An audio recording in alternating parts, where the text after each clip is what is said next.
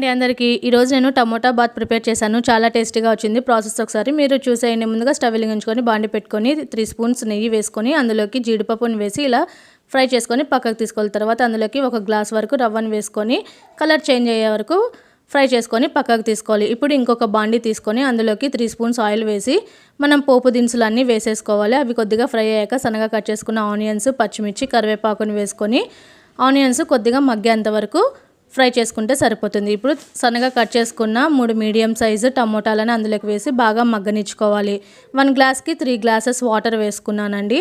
ఇలా వాటర్ మరిగేటప్పుడే అందులో నేను సన్నగా కట్ చేసుకున్న అల్లం ముక్కలు అలాగే ఎంచుకున్న రవ్వను కూడా ఇందులో వేసుకొని బాగా కలుపుకోవాలి సిమ్లో పెట్టుకొని. ఇప్పుడు ఇందులోకి 1/2 ఇంచు చెక్క, 3 లవంగాలని మిక్సీ పట్టుకొని ఇలా 1 స్పూన్ వేసుకున్నాను. టేస్ట్ చాలా బాగుంటుంది, స్కిప్ చేయొద్దండి. తర్వాత ఇలా జీడిపప్పు, కొత్తిమీర, నెయ్యితో సర్వ్ చేసుకుంటే